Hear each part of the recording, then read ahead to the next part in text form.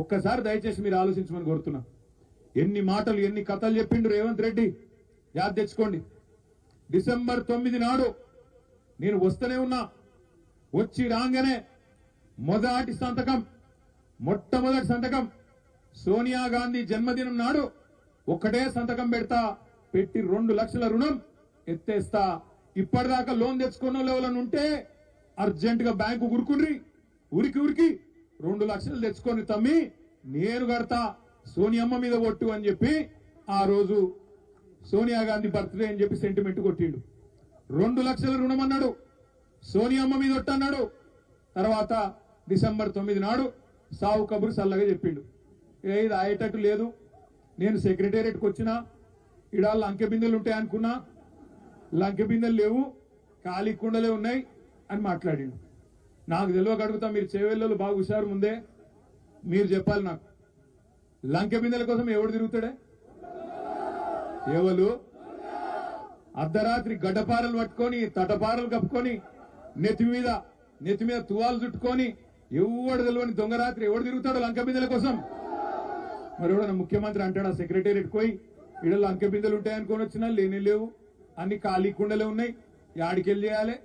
సరే కొత్తగా వచ్చిండు కదా, ఏదో మాట్లాడుతుండు కదా, నిజంగానే కొంత టైం ఇస్తే చేస్తాడేమో అని మనోళ్ళు కూడా ఏమన్నారంటే, కేసీఆర్ సారు ఇంకా మా సబితక్క కొత్తగా వచ్చిండు కదా, తొందరపడద్దు, మనం కూడా ఏదో అనుకొని వచ్చిండు, ఆయన ఆడ ఏం లేదంటుండు కదా, కొద్దిగా టైం ఇద్దాం, ఒక 6 నెలలు చూద్దాం అనే మాట మాట్లాడిండు. మరి ఇదే రేవంత్ రెడ్డి డిసెంబర్లో ముఖ్యమంత్రి అయిండు. డిసెంబర్ 3వ వారంలోనో 2వ వారంలోనో బ్యాంకులతో ఒక మీటింగ్ పెట్టిండు. అసలు రాష్ట్రంలో రైతుల రుణాలు మాఫీ చేయాలనుకుంటే ఎన్ని పైసలు అవుతాయి అని బ్యాంకులను అడిగిండు. అడిగితే బ్యాంకులు ఏం చెప్పారు ఎరికేనా? నువ్వు 2 లక్షల రుణమాఫీ అన్నావు కదా, 2 లక్షల రుణాలు మాఫీ చేయాలంటే 49,000 కోట్లు అవుతాయి రేవంత్ రెడ్డి గారు, మరి 49,000 కోట్లు ఇంతజాం చేసుకో అని చెప్పిరు. ఆయన గొంతుల పచ్చి వెలక్కాయ పడ్డట్టు అయింది. తెలివక ఏదేదో నరికితిమి, ఆయన తిరకపోతే ఎట్లా బయటపడాలి, ఇళ్ళకెళ్ళి ఎట్లా బయటపడి మొత్తానికి తప్పించుకోవాలని చెప్పి ఇక ఆ రోజు నుంచే సాగు తెలివితేటలు చూపెట్టడం మొదలుపెట్టిండు. బ్యాంకు వాళ్ళు 49,000 కోట్లు అన్నారు డిసెంబర్లో. ఏం చేసిండు రేవంత్ రెడ్డి? జనవరిలో ఒక ప్రెస్ కాన్ఫరెన్స్ పెట్టిండు, ప్రెస్ మీటింగ్, పత్రికలను పిలుచుకున్నాడు. ఇక వాళ్ళ ముంగట మైక్ పట్టుకొని మళ్ళా లొల్లి పెట్టుకుంటూ మాట్లాడుతుండు. ఏం మాట్లాడిండు ఆ రోజు? ఏం మాట్లాడిండంటే, ఇగో నేను 1 సంవత్సరం గట్టిగా కడుపు కట్టుకుంటే అవినీతి చేయకపోతే 40,000 కోట్లు ఉత్తగానే కట్టి పారేస్తా, అల్కా గడతా అన్నాడు. అంటే 49,000 కోట్లకెళ్ళి 9,000 కోట్లు కటింగ్ పెట్టేసిండు. మొదలు 49 ఉండే, దాన్ని 9,000 కటింగ్ పెట్టి 40,000కి ఆయనతో కోసి పారేసిండు. ఇది జనవరి ముచ్చట. ఇక జనవరి కాగానే ఆయనతో పార్లమెంట్ ఎలక్షన్ వచ్చింది. ఇక పార్లమెంట్ ఎలక్షన్ లా ఎవరు నమ్ముతలేరు. సోనియా గాంధీ మీద ఒట్టు పెట్టుకుంటే రుణమాఫీ అని చెప్తే చేయకపోతే జాడిచ్చి తంతరేమో, ఎట్లయితే ఏం చేయాలి ఇప్పుడు అని చెప్పి ఏ గుడికి పోతే ఏ ఊరికి పోతే ఆడ దేవుని మీద ఒట్టు పెట్టిండు. యాదగిరి గుట్టకు పోయిండు, ఇగో ఇక్కడ లక్ష్మీ నరసింహస్వామి మీద ఒట్టు 15 ఆగస్టుకు చేస్తా. వికారాబాద్ వచ్చిండు, అనంత పద్మనాభ స్వామి మీద ఒట్టు 15 ఆగస్టుకు చేస్తా. వేములవాడ వేయిండు, రాజన్న మీద ఒట్టు 15 ఆగస్టుకు చేస్తా. భద్రాచలం పోయిండు, సీతారామస్వామి మీద ఒట్టు 15 ఆగస్టుకు చేస్తా. ఆఖరికి మహబూబ్నగర్ పోయి కురుమిర్తు మీద ఒట్టు 15 ఆగస్టుకు చేస్తా అని చెప్పిండు.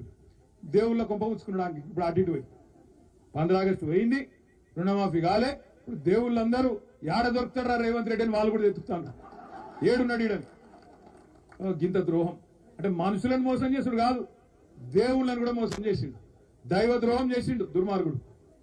ఇంత కథ ఎట్లుంటదంటే, మొదలు 49,000 కోట్లు డిసెంబర్లో, జనవరికి వచ్చే వరకు 9,000 ఎగిరిపోయింది, 40,000 కోట్లు కడుపు కట్టుకుంటా అన్నాడు. ఇక కడుపు కట్టుకున్నాడా లేదా దాని కథ మళ్ళీ చెప్తా.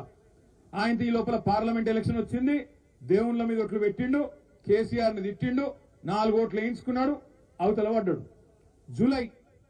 జూలై నెల వచ్చింది. జూలైలో ఏం చేసిండు? క్యాబినెట్ మీటింగ్ పెట్టిండు, మంత్రుల మీటింగ్ పెట్టిండు. మంత్రుల మీటింగ్ లో చెప్పుకున్నాడట బాధ రేవంత్ రెడ్డి. ఏం చేయాలి, మనం అనుకోపోతే గెలుస్తామని ప్రజలు కూడా గట్లే అనుకున్నారు. ఎమ్మెల్యే వీకిండు కానీ కేసీఆర్ అయితే ముఖ్యమంత్రి ఉంటాడు కదా అనుకున్నారు.